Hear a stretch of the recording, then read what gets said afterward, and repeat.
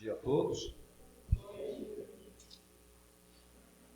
Estaremos começando esse mês, o tema desse mês de estudo são as orações de Jesus. E a primeira delas, que será estudada hoje, é exatamente o Pai Nosso. É por isso que nós acabamos de cantar. Minha esposa já fez a prévia aqui. Nós vamos falar sobre o Pai Nosso, mas nós temos que entender que oração não era algo que os discípulos de Jesus não conhecessem. Eles conheciam, né? O judeu sabia muito bem o que era a oração. Nas ocasiões especiais, haviam orações. Pela manhã se fazia orações, à noite se fazia orações. Só para lembrar, a gente fala sempre a ceia do Senhor, né? Lembra da ceia do Senhor? E tendo dado graças, o partiu e disse. Jesus deu graças na hora de partir o pão, porque isso era comum, dar graça. Havia orações na hora das refeições, havia oração pela manhã, havia oração à noite, havia oração nas cerimônias, haviam orações cantadas, que a gente conhece como salmo, né? Grande parte dos salmos eram orações cantadas, que eram cantadas em determinadas festividades, em determinadas cerimônias. Então, a palavra oração era algo que eles realmente conheciam muito bem. Entretanto, lá em Lucas, no capítulo 11, no versículo 1, num certo momento, certo dia, estava Jesus em um determinado lugar. Tendo terminado, um de seus discípulos disse: Senhor, ensina-nos a orar, como João ensinou aos discípulos dele. Ora, houve um pedido para que Jesus os ensinasse a orar. O que ele via diferente? Eles já não sabiam o que era oração? Primeiro porque o próprio João Batista já havia ensinado. Nós não temos os ensinos de João Batista para os seus discípulos, mas temos um relato de que ele ensinava seus discípulos a orar. O que é que eles viam em Jesus tão diferente? Porque oração era algo que eles já faziam, inclusive oração cantada.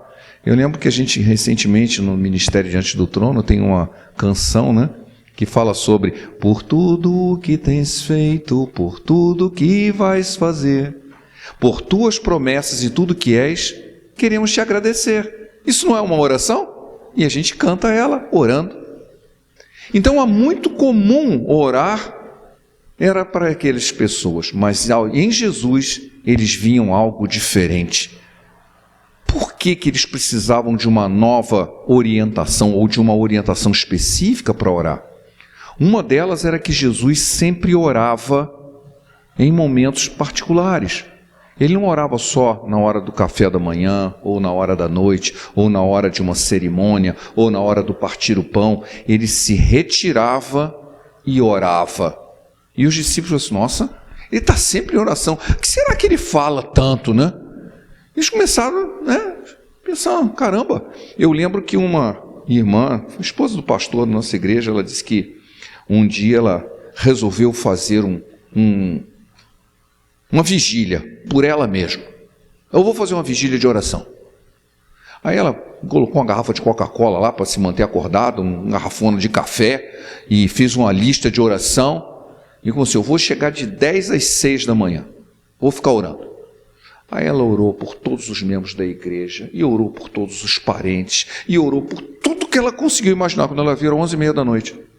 Assim, o que eu vou ficar fazendo? Assim, eu orei por tudo que eu consegui imaginar e só deu 1h30. E agora? Assim, realmente, orar é que nem natação. Você já viu o curso de natação por correspondência? Não tem, né? Sabe por quê? Porque nadar se aprende nadando. Orar se aprende orando. E foi exatamente isso que os discípulos fizeram. Assim, Senhor, como é que você ora tanto, hein? Quero aprender. E o Senhor nos deixa assim um texto maravilhoso que nós vamos ler agora, no Mateus, no capítulo 6, dos versículos de 5 a 13. Mateus, capítulo 6, versículos de 5 a 13. E quando orarem, não sejam como os hipócritas. Eles gostam de ficar orando em pé nas sinagogas e nas esquinas, a fim de serem vistos pelos outros. Eu lhes asseguro que eles já receberam sua plena recompensa. Mas quando você orar, vá para o seu quarto, feche a porta e ore a seu pai que está em secreto. Então, o seu pai, que vê em secreto, o recompensará. E quando orarem, não fiquem sempre repetindo a mesma coisa, como fazem os pagãos.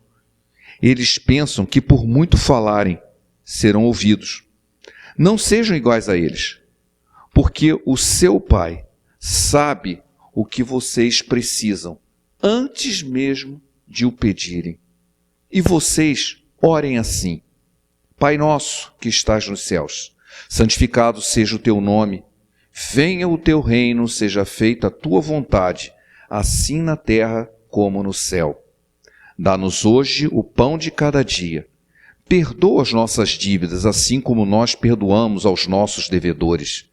E não nos deixes cair em tentação, mas livra-nos do mal, porque teu é o reino, o poder e a glória para sempre. Que o Senhor abençoe essa palavra em nosso coração, amém? Pai, obrigado por essa palavra que acabamos de ler, e nós queremos começar a meditar sobre ela, falando exatamente o que ela está nos dizendo, orando, buscando a tua presença. Esteja conosco, Senhor, que o teu Espírito tenha liberdade de falar ao nosso coração, segundo a necessidade de cada um, e saiamos daqui tão parecidos com Jesus como é a tua vontade. É em nome dele que oramos. Amém. Ora, muitas pessoas compreendem esse texto como se fosse palavra por palavra, uma reza, né? Em inglês há uma mistura, né? Ele fala pray. Let's prayer, vamos orar, né? Mas para nós fazemos a separação do que é oração, do que é reza, uma prece.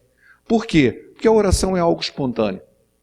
Não é uma série de palavras que você decora e fica só repetindo, como uma fórmula mágica.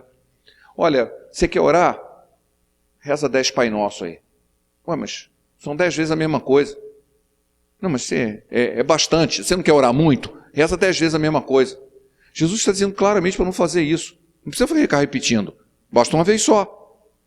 Então nós não podemos entender isso como uma fórmula mágica, como se tivesse um poder específico, como se fosse o que as religiões pagãs chamam de mantra, né? Você fica repetindo aquilo como se aquilo tivesse um poder especial. Não tem. A Bíblia nos ensina o oposto. Deus está muito mais interessado no nosso coração quando nós oramos do que nas nossas palavras. Mesmo porque o que Jesus disse? Ele já sabe. Quando a palavra vem à boca, ele já sabe. Se você não vai pedir algo a Deus e o surpreender, ele já sabe antes. Então ele não está interessado nas suas palavras, ele está interessado no seu coração, na sua disposição em buscá-lo, na sua disposição em apresentar a ele as suas necessidades, as suas angústias, ou o seu louvor, a sua gratidão.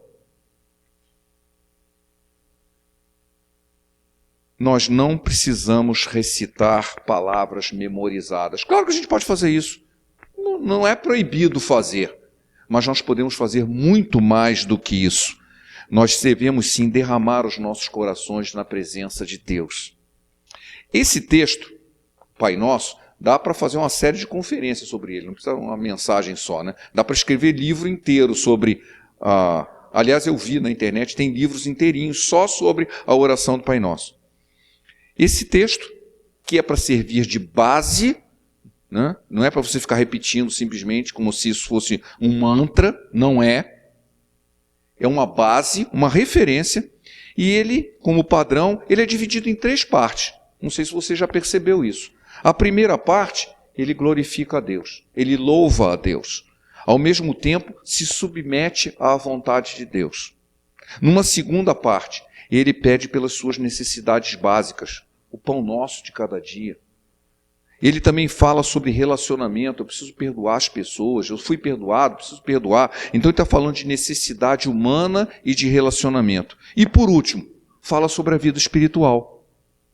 Senhora, não nos deixe cair em tentação, livra-nos do mal.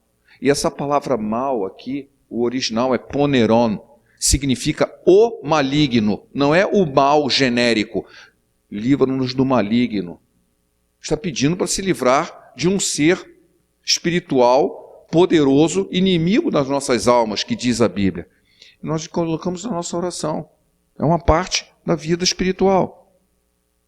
Então vamos ver, versículo por versículo, ou texto por texto, né? O Pai Nosso, e é dali que saiu o nome da oração, né? Porque começa com o Pai Nosso, ele já coloca que Deus não é distante, ele é o nosso Pai. É interessante porque a Bíblia ela coloca vários nomes. O Velho Testamento tem um monte de nome para Deus. O Senhor da guerra, o Senhor de não sei o quê, o Senhor da saúde, o Senhor... Aí Jesus chega e diz assim, Abba, que não é aquele grupo sueco, né? Não, Abba, eles copiaram aquilo porque é a sigla do nome deles, mas Abba vem de Ab, Pai. Né? Nós tivemos um ministro há muito tempo atrás chamado Abi Akel, o pai da sabedoria, pai, né? Absalão, o pai, Absalom, no caso, pai da paz. Ab significa pai. E Abba é papai. É exatamente como nós falamos. Dobra, Abba, papai. Jesus chamava Deus de papai. Ele não era o Deus longe, distante, todo-poderoso, ele continuou sendo. Mas para nós, ele é o nosso papai. Ele é o nosso Pai. E a gente começa declarando isso. Só que você está nos céus. Mas é o meu Pai. Não é algo distante, assustador, mas algo que está muito próximo de mim. Isso indica que eu quero uma intimidade com Ele. Por isso eu estou chamando de Pai. E Ele diz, santificado seja o teu nome. Eu acho que nós perdemos um pouco disso. A gente fala muito disso, mas o que é santificar o nome de Deus? No Velho Testamento, olha, você não pode falar o nome de Deus em vão. Os judeus levavam isso ao pé da letra. Então eles nem pronunciavam o nome de Deus. Isso gerou uma dificuldade, porque ao longo do tempo, somente o sumo sacerdote poderia pronunciar o nome de Deus. O nome de Deus era apenas escrito, e até hoje ninguém sabe como se pronuncia direito, porque não passou de geração em geração a maneira de se pronunciar Jeová. Jeová, tem um monte de versões da maneira de falar, ninguém sabe como é que era pronunciado corretamente, porque eles entendiam que santificar o nome de Deus, que não falar o nome de Deus em vão, era nem pronunciar o nome de Deus. Por isso começou a se chamar de Senhor, Adonai, né? O Senhor Deus, mas não era o nome de Deus, porque a Bíblia dizia que ele não poderia ser profanado, ele deveria ser santificado. Nós entendemos de uma maneira muito diferente. Santificar o nome de Deus é dar a Ele o respeito devido. Né? A gente fala tanta bobagem com o nome de Deus. Ah, se Deus quiser, o que é se Deus quiser? Que Deus está falando? Como assim? E coloca normalmente a nossa vontade. Eu me lembro do pastor que era meu professor no seminário, que ele estava andando na rua, ele era professor de evangelismo. E ele viu duas senhoras ali na frente conversando assim, se Deus quiser eu vou tomar a mulher dele. Aí ele disse, para com isso. Não mete Deus nessa história, não. Que história é essa? Que se Deus quiser, você vai tomar o marido do outro? Como assim? Você está profanando o nome de Deus. Como se fosse louvando, mas na verdade você está profanando o nome de Deus. Nós começamos a orar, Senhor, santificado seja o teu nome. O teu nome é digno de ser respeitado.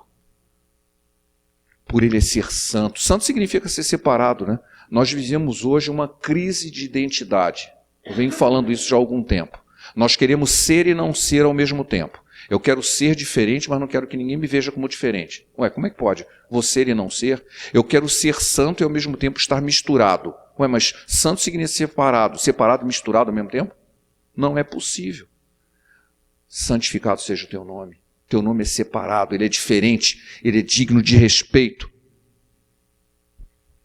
Venha o teu reino. Será que eu sei o que significa isso? Venha o teu reino. Existe um reino de Deus. Você quer fazer parte dele? Eu faço parte desse reino. Cadê esse reino? Lucas, capítulo 17. Capítulo 17. Jesus explicou aonde que está o reino de Deus. Jesus estava falando sobre seus discípulos, aos seus discípulos, sobre o reino de Deus. E no versículo 20 ele diz assim: o reino de Deus não vem de forma visível, nem se dirá aqui está ou lá está. Por quê? O reino de Deus está dentro de vós. O reino de Deus está no nosso coração. Nós fazemos parte de uma aliança espiritual que nos faz pertencer a um reino. Existe um reino, o reino de Deus. E nós pedimos a Ele: venha o teu reino. Implante-se, seja real, aconteça o teu reino, a qual eu faço parte, a qual eu quero fazer parte. Quando a gente diz isso, nós estamos dizendo o seguinte: olha, se existe um reino e o rei é o Senhor, né, é a vontade dele que vai prevalecer. E na sequência seja feita a tua vontade, assim na terra, como é no céu. Essa palavra aqui, ela é fantasticamente... No céu ela já é feita. Aqui nem sempre. Aqui nem sempre. Por quê? Se ela fosse sempre feita aqui, do jeito que é no céu, assim, então não é verdade que a vontade de Deus é feita aqui na terra? Não do jeito que é feito no céu, é o que está escrito aqui. Assim na terra, como já é feito no céu. De uma forma plena, de uma forma completa. Aqui não é. Os desígnios de Deus são sempre realizados, diz a Bíblia, mas não do jeito que ele gostaria. Porque muitas vezes ele tem que entrar com providência, ele tem que entrar com castigo, ele tem que entrar com coisas ruins devido à nossa natureza pecaminosa. Nós nos desviamos do propósito de Deus, e para que o seu propósito se cumpra, ele tem que tomar alguma providência que normalmente não nos agrada. As pessoas dizem: mas Deus não castiga? Castiga. A Bíblia diz que ele castiga. Só que ele castiga como um pai que ama o seu filho. Porque a própria palavra nos diz que se um filho fica sem castigo, ele não é filho, é bastardo. Deus nos castiga porque nos ama. E é assim que ele tem que fazer para que a vontade dele seja feita. Mas se ela fosse feita como é no céu, não precisaria. É o que o texto está dizendo. Que a sua vontade seja feita aqui como é feita lá. Porque daqui ela não é daquele jeito. Embora sempre aconteça se acabar sendo feita, mas não do jeito que é no céu. Mas é assim que nós estamos orando assim: eu gostaria muito de fazer a tua vontade, eu quero fazer a tua vontade, do jeito que ela é feita no céu, eu quero fazer aqui, mas nem sempre isso acontece. Assim nós estamos reconhecendo a autoridade de Deus. Ele tem vontade que vai ser feita e é assim que eu faço parte do seu reino. Nos dá hoje o pão nosso de cada dia. É interessante porque muita gente tem sido ensinada a orar por prosperidade, né? Prosperidade não é pedir o pão nosso de cada dia. Com certeza não é. Você já viu assim: olha, você quer prosperidade? Senhor, dá-nos o pão nosso. Não, eu quero muito mais do que o pão nosso de cada dia. Eu quero muito mais do que... Eu quero de hoje, do ano que vem, do ano das próximas gerações. Mas peraí, é só o de cada dia. Porque eu preciso aprender a confiar que no dia seguinte Deus vai nos dar de novo. Amém? É exatamente isso que Deus nos ensina, que o Senhor Jesus nos ensinou. Eu costumo dizer que a caminhada de fé, eu já usei essa ilustração aqui antes, é como andar no escuro total com uma lanterna. O que a lanterna faz? Ela ilumina o próximo passo. Ah, mas eu quero o caminho inteirinho iluminado. Não tem. Está tudo escuro e você tem na mão uma lanterna. Sabe o que acontece? Dê um passo, porque o seu próximo passo está iluminado. Quando você der um passo, o próximo passo estará iluminado. Assim, nossa, e se eu der mais um passo? Ele também estará iluminado o próximo. E assim faremos toda a caminhada, passo a passo, e todo o caminho terá sido iluminado, passo a passo. Isso é muito fácil de entender. Só que há um corolário nisso aí que normalmente nos deixa triste. Se você der um passo para trás, o passo que estava iluminado fica escuro de novo. Por isso que muita gente fracassa na fé. Ah, mas eu não tenho mais fé. Claro, você deu um passo para trás, o que estava iluminado ficou escuro novamente. Dê um passo para frente, que ele ilumina o próximo. Essa é a caminhada de fé. Ela não está toda iluminada. A caminhada do próximo passo. Dá-nos o pão nosso de cada dia. O próximo dia, o Senhor proverá. Basta ao dia o seu próprio mal. Eu não preciso ficar pensando: e agora? O que vai acontecer? Isso é o fruto da ansiedade que a Maite falou recentemente no estudo aqui que fizemos, né? Você fica pensando em algo que talvez nem ocorra, mas você está preocupado com algo. E se? Mas está no futuro. A nossa oração, Jesus nos ensinou a pedir o pão de cada dia. E isso tem a ver muito com a bênção do povo de Deus quando eles estiveram no deserto. Como é que eles foram sustentados? Como é que é o maná? O maná caía todo dia. E não dava para guardar para o dia seguinte, não tinha isso, né? Se você, não, assim, seguinte, vamos guardar, porque pode ser que no dia seguinte que vem não venha, né? Não, se você fizesse, ele estragava no dia seguinte. Era só para aquele dia. Era a bênção de Deus, todo dia tinha, mas era cada dia. É desse jeito que nós temos que orar, o pão nosso de cada dia. Ele vai suprir as nossas necessidades. Nós confiamos, ao orar assim, estamos confiando. Ele vai cumprir hoje e amanhã de novo. E no outro dia, de novo. Mas a cada dia. Aí vem aquela história mais difícil, né? Perdoa as nossas dívidas e cuidado, não é dívida de boleto, tá? Senão, eu já ouvi falar de um sujeito que fez um culto em que ele falou assim, olha, traga todos os seus boletos e vamos pregar aqui, nós vamos orar para que os boletos sejam pagos. É dívida em que nós ofendemos uns aos outros, né? Não é dívida financeira. Pode até ser dívida financeira, mas não é isso que está escrito aqui. Poderia até ser, mas não é o que está escrito aqui, né? Nós precisamos perdoar, porque nós já fomos perdoados. Assim, perdoa as nossas dívidas, assim como nós perdoamos. Se nós realmente dependêssemos de que Deus nos perdoasse em função do tanto que eu perdoo os outros, eu acho que eu estaria em maus lençóis. O amor de Deus é muito maior. A palavra diz que Ele nos amou primeiro, e a prova disso é que Jesus morreu por mim antes quando eu ainda era pecador, e Ele já morreu por mim. Então Ele já fez antes. Ele tomou a iniciativa. A iniciativa foi dele. Ele não está esperando que eu perdoe para me perdoar. Ele já nos entregou o perdão. Eu só preciso aceitar. Mesmo porque pessoas arrogantes não gostam de ser perdoadas. Eu não quero que ninguém tenha pena de mim. Já ouviu alguém falar isso? A pessoa está numa situação horrível. Quero que ninguém tenha pena, não quero perdão de ninguém. Você é? Puxa, eu quero. Eu quero que sempre a misericórdia e a graça de Deus sobre a minha vida. Preciso. Não sou digno de nada. Não tenho nada. A própria Bíblia diz, eu não tenho nada que eu não tenha recebido. Tudo veio dele. Por que eu vou me colocar numa situação de soberba? Eu não preciso disso. Preciso sim. Eu preciso aprender a perdoar. Porque Deus já me perdoou. E eu preciso estender esse mesmo perdão, essa mesma graça a todos aqueles que me ofendem, que me devem alguma coisa. Jesus falou uma parábola sobre isso, de que um homem tinha uma dívida enorme com ele e ele perdoou aquela pessoa. E depois o sujeito saiu e encontrou alguém que devia um pouquinho para ele e ele mandou prender o cara porque estava devendo. Aí alguém fez queixa e o Senhor chamou de volta. Vem cá, eu te perdoei uma dívida enorme, você não é capaz de perdoar uma pequenininha? Se eu te tratar da mesma maneira, onde você vai parar, né? Isso é uma coisa que nós devemos pensar. E eu não vou fazer, mas não é justo. Eu não estou dizendo falar de justiça. A gente já comentou sobre isso. O que é justiça? Justiça é você receber o que você merece. Mas graça é você receber o que você não merece. E misericórdia é você não receber o que você merece. Você merece castigo, mas não vai receber, por misericórdia. Então eu prefiro misericórdia e graça, e não justiça. Não nos deixes cair em tentação, mas livra-nos do mal, livra-nos do maligno.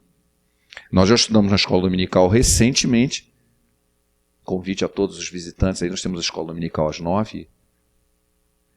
Muito boa, por sinal. Perguntei aos alunos, né? Pode perguntar para o professor, que aí não vale.